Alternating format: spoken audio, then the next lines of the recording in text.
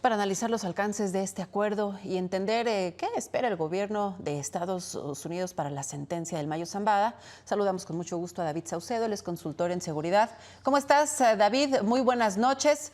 Pues finalmente un acuerdo de culpabilidad, más no un acuerdo de cooperación. Y ayer el abogado del Mayo Zambada ya lo dejó muy claro, que la información que posee el Mayo Zambada se la va a quedar el Mayo Zambada.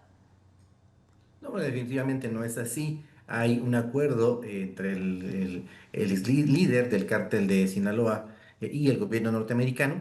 Este acuerdo es muy similar al que se estableció con Ovidio Guzmán, a cambio de no estar en un penal de alta seguridad y tener acceso a medicamentos, a medicinas, a atención médica, perdón. El Mayo Zambada estaría colaborando con el gobierno de los Estados Unidos dando la geolocalización de narcolaboratorios, rutas de trasiego hacia los Estados Unidos, la identidad de políticos, empresarios, altos jefes policíacos, militares que han colaborado en el pasado con el cártel de Sinaloa. Evidentemente, el gobierno norteamericano va a administrar la información, no la va a soltar toda de inmediato, y también el Mayo Zambada, en la estrategia que está tejiendo con su equipo de abogados, tampoco van a soltar, dar todos los nombres y toda la información que podrían dar porque se quedarían sin fichas para poder negociar.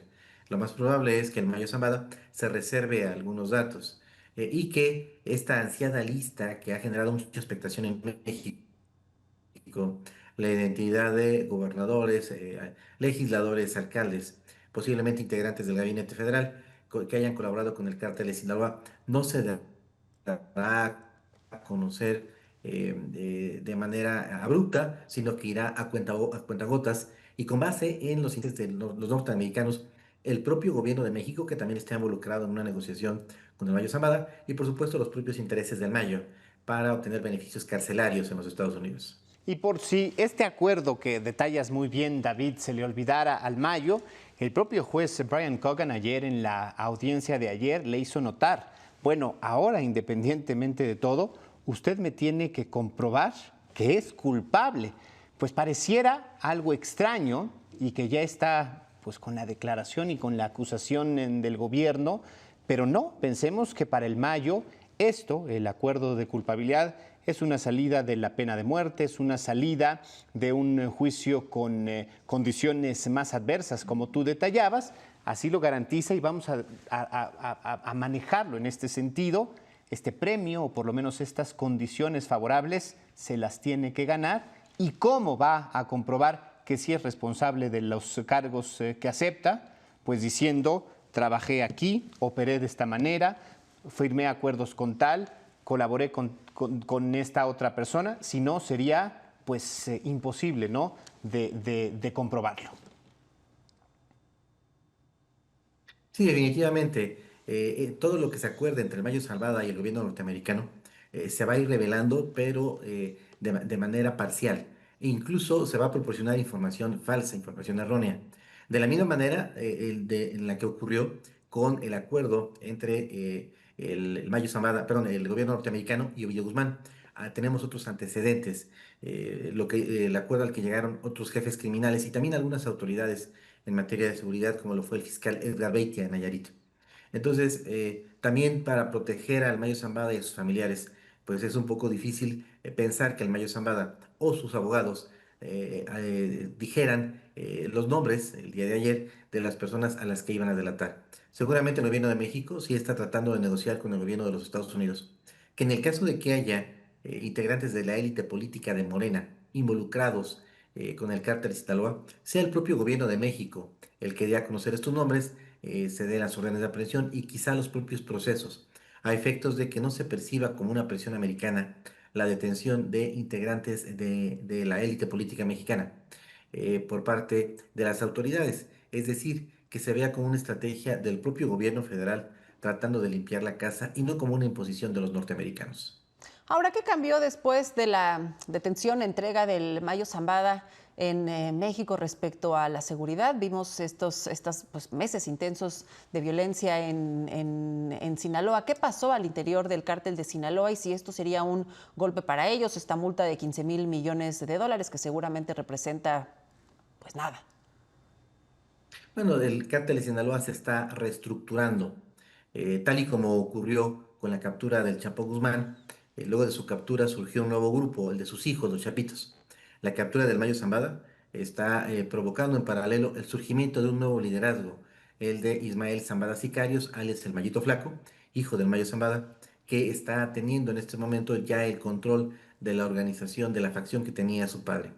A lo largo de décadas, el cártel de Sinaloa ha tenido la capacidad para reinvertirse y reestructurarse, a pesar de que muchos líderes importantes de esta organización han sido encarcelados, han sido asesinados, extraditados. Nacho Coronel, Héctor Luis Elguera Palma, el propio Mayo Zambada, Damaso López, el licenciado. La lista es muy larga. Entonces, aunque los norteamericanos alzaron el brazo victoriosos el día de ayer, mucho me temo que en lo fundamental, la producción, transporte y comercialización de drogas ilícitas no se ha detenido. De igual manera, el cártel de Sinaloa incluso ha incrementado los envíos de droga hacia los Estados Unidos para financiar esta guerra civil que hay al interior de dicho grupo criminal. Se requiere pagar más salarios de hombres, armas, municiones, sobornos a las autoridades, tal y como ocurrió en Colombia en la década de los noventas, cuando se libró esta batalla en contra de los cárteles de Cali, de Medellín y del cártel de Valle del Norte. La droga, la cocaína colombiana no solo no se redujo ni su producción ni sus envíos a los Estados Unidos, sino que se incrementó para poder financiar estas costosas guerras de cárteles. Entonces, sí tiene un impacto político, mediático, electoral. Donald Trump necesita mostrar trofeos a su electorado. Él fue electo gracias a una agenda antilibre de comercio, antimigrante y también de combate al fentanilo. Él está en la necesidad de presentar algunos logros y la sentencia, en este caso, la declaración de culpabilidad de Mayo Zambada, sirve para ese propósito, pero no para el fin último, que es contener el consumo de drogas ilícitas en los Estados Unidos. Ahora, lo dices tú ayer en esta conferencia, después de la sesión allá en la Corte, pues los líderes de las agencias más importantes de Estados Unidos, fiscalías, la fiscal general, el FBI, la DEA, y hablaba Pamela Bondi, la fiscal general, que había acabado en la era de terror que impuso el Mayo y que se acababa una era del cártel de Sinaloa. Con lo que tú dices, pues parece que esto es mera retórica. ¿Qué tanto en la política y sobre todo en la narrativa del gobierno de Donald Trump esto es un triunfo y pues tendrán que seguir manejando los balones, David, para mantenerlo como tal? ¿Y en qué momento se darán cuenta que, pues bueno, el cártel sigue operando, que se sigue traficando con fentanilo y que sigue habiendo un problema en este sentido? Yo creo que en los Estados Unidos tienen claro las autoridades en materia de seguridad pública, tanto Donald Trump hasta el último agente de la DEA, saben que esto no significa el colapso del cártel de Sinaloa. Y también saben que no habrá como tal una reducción de la producción de fentanilo ni de los envíos a los Estados Unidos. Lo que tratan de hacer es administrar el conflicto, disminuir la violencia homicida en ciudades como Nueva York, Chicago, Los Ángeles, tratar de reducir las muertes de personas que están muriendo por sobredosis de fentanilo, reducir en la medida de lo posible los envíos de droga que van desde México hacia los Estados Unidos. Es decir, contener un poco el problema, administrarlo, reducir algunas aristas filosas, eliminarlas en este negocio ilícito del narcotráfico.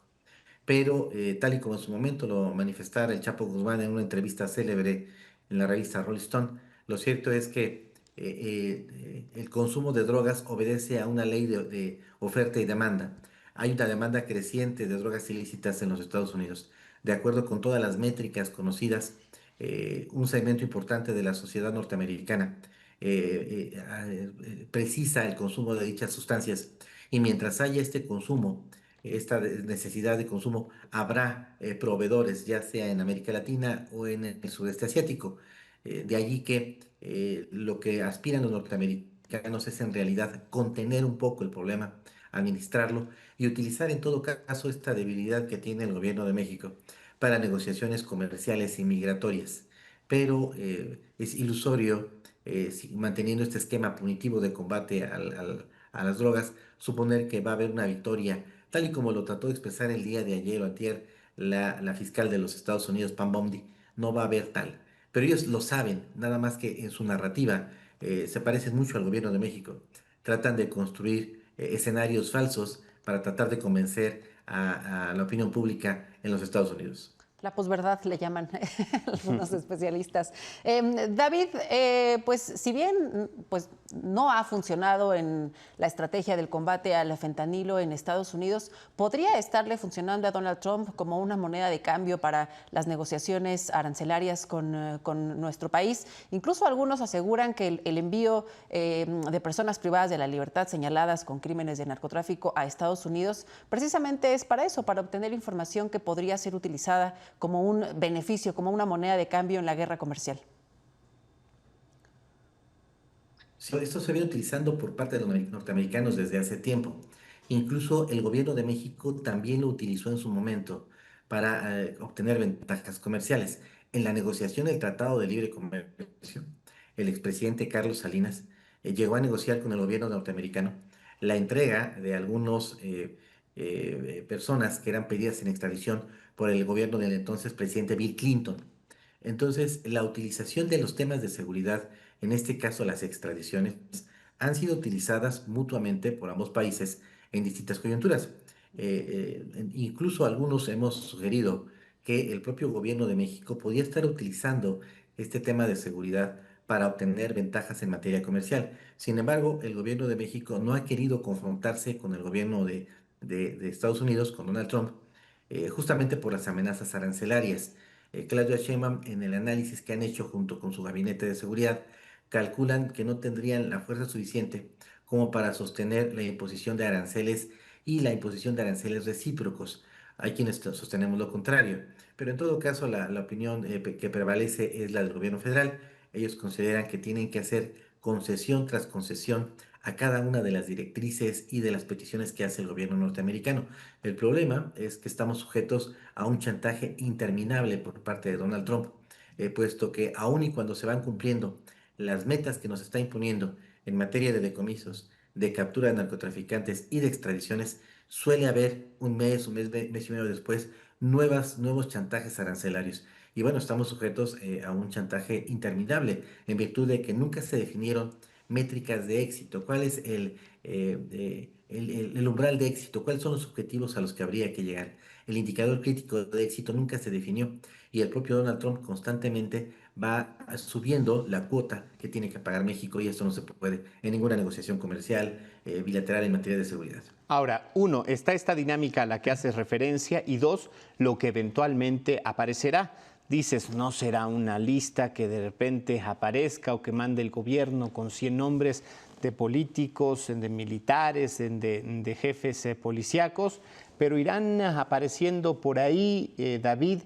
¿Qué tan probable y cómo vendría una desestabilidad para el gobierno mexicano y cómo tendría que irlo sorteando? Porque ya oímos ayer a la presidenta, lo confirmó hoy, queremos pruebas, un discurso bastante diferente a lo que pasó con el juicio de que fue el jefe de la policía mexicano, Genaro García Luna, y pues bueno, ahora la narrativa es distinta, exigen pruebas, pero sin duda la presión mediática, la presión social vendrá cuando quizás aparezca por ahí un secretario de Estado, un gobernador, algún líder de partido, y qué tanto puede eso calar. Bueno, tengo entendido que se está negociando, que el gobierno de México planteó a una delegación del Gabinete de Seguridad de Estados Unidos que en su caso la presentación de acusaciones en contra de gobernadores como el gobernador Monreal, David Monreal de Zacatecas, o integrantes del gabinete como Mario Delgado, el secretario de Educación, al cual se le acusa de haber trajido una relación con el líder del Huachicol, un personaje ya fallecido, asesinado en Tamaulipas, de haber recibido financiamiento para candidatos de Morena o para integrantes del gabinete de seguridad, concretamente algunos generales que ocupan posiciones prominentes dentro de la Secretaría de la Defensa. O sea, David, que además el de gobierno de México ya conoce esos señalamiento. nombres, ya lo sabe, ya los domina y nada más está pues administrando el problema para saber cuál es la mejor forma de salir de él. La petición que hizo el gobierno federal fue que el anuncio de su investigación, posible detención, sea por parte del gobierno de México, Ok. que no Sí, venga sí. por un anuncio de los Estados Unidos y que se vea como una estrategia interna del propio gobierno de Claudia Sheinbaum de estar limpiando ella misma la casa. Sin embargo, hay resistencias. De hecho, el gobierno federal ha planteado la posibilidad de que sean mencionados, o en su caso sentados en el banquillo, algunos narcopolíticos vinculados con enemigos internos de la presidenta Claudia Sheinbaum. Me refiero a personajes ligados a Marcelo Ebrard, secretario de Economía, Ricardo Monreal, coordinador de los diputados de Morena en la Cámara de Diputados, o el propio Adán Augusto, Como ya líder de ocurrió. menores de Morena. Es decir, personajes incómodos y que la presidenta Claudia Sheinbaum parece que no estaría tan a disgusto en el caso de que se les mencionara como vinculados con actividades delictivas. Son enemigos internos de Morena. Es decir, que este intento del gobierno de Washington de desmantelar la red de narcopolítica que brinda respaldo al cártel de Sinaloa sirva también para que la presidenta se deshaga de algunos enemigos internos que tiene en su propio gobierno. Pues doble ganancia. Muchísimas gracias a David Saucedo, consultor en seguridad. Estaremos conversando seguramente contigo muy pronto y por lo pronto el 13 de enero del 2026 conocer la sentencia del Mayo Zambada. Muchísimas gracias. Gracias a ustedes, les mando un abrazo. Fuerte abrazo. Nosotros nos vamos a una pausa, es breve. Le contaremos de un desalojo en la colonia Roma Norte. Los afectados denuncian una expropiación. Los funcionarios señalan legalidad. Los detalles al volver.